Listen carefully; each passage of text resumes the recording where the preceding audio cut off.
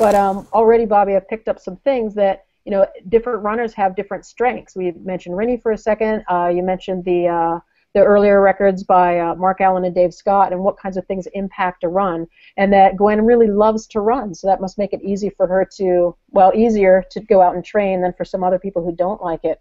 So I'm going to come back to that. I made a note I don't want to forget, but we're going to get a chance for Bobby for you to talk about some of the different factors that people who are not Gwen Jorgensen or Kevin Collington, who are not top collegiate runners, can help to gain through working with some of your videos.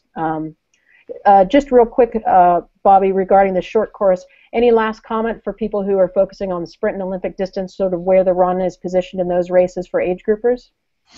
I think if you look at a comparison, obviously long course, the athletes are out there a long time, and the bike makes a big difference, and the nutrition makes a big difference. But statistics of age groupers in Kona, for example, show that they actually spend more time on the run course than they spend on the bike course, just in terms of actually what happens on the day.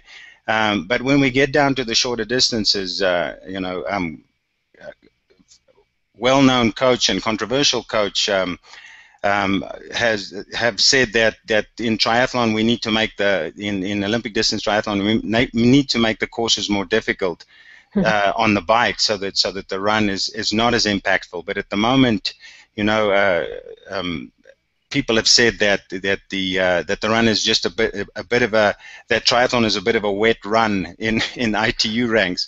And, so whether you go long course or not, probably 8 out of every 10 Ironman races, and probably the same stat with 70.3s, are won on the run, and that stat is just higher when you compare it to the shorter distance races. When you look at the comparison of where people get off the bike and then where they end up overall, it's very much predicated by the run. So for people that are doing the sprint distance and the Olympic distance, I think they really need to train almost a little bit more like runners in terms of that athletic move that you need, especially people that are looking to run, faster than 7-minute pace. They have to look at training with a little bit more of a peripheral mindset. In other words, thinking neuromuscularly of the power and the range of motion that they need to be able to run that fast, because that starts to become a limiter, whereas in the longer races, that's not often the limiter.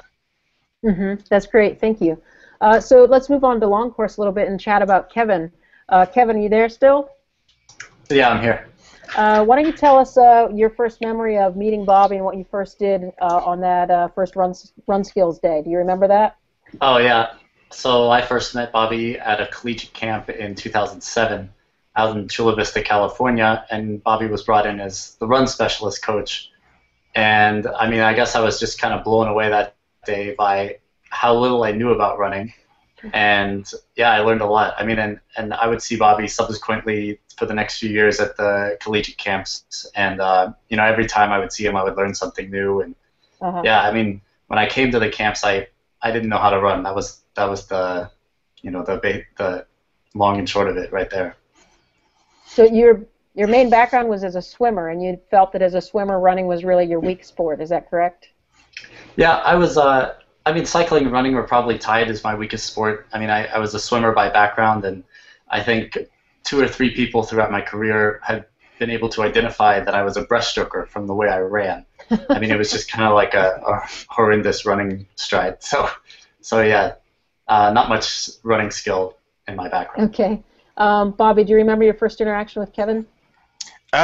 Yes, I do. The further back we go with my involvement with triathlon in the U.S., the more I was involved with swimmers, because that was the model in those days. We would identify swimmers and teach them to run.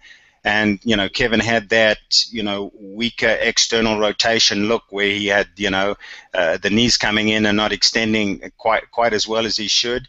But what was always apparent from Kevin from the very beginning was, the sublime look on his face, no matter how hard I pushed him, indicating that he had this giant motor, and if we could, improve the way that he moved along the ground, that he could really become something special, and I'm glad that has transpired. Great. Kevin, how long do you think it took you before you really started to feel like run was becoming a comfortable sport for you, or one of your better strengths? It was 3 years. My first professional year was 2006, and I really started to hit my stride in 2009.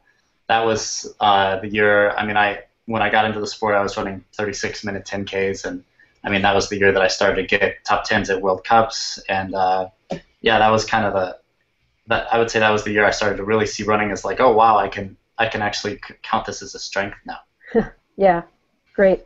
And I asked Gwen a similar question. Is there one or two specific things about your run technique that stand out to you that you learned from Bobby, maybe something that you think about during a race, or is it to the point where you're so comfortable now with your run that it just sort of happens automatically? Is that for me or Gwen? Yeah, Kevin, that was for you. Okay. For me, it's like, I mean, everything over the years has kind of added up to just the way I run, and during a race, it's more of a mental game. So that's kind of what I'm thinking about, and that's another thing I've gotten from Bobby is all of his mental skills. I mean, it's sort of like little things you think about to keep yourself from being the victim and instead victimizing the other people in the race. It's like it's a different mind. You have to really turn it around. Yeah, that's fantastic.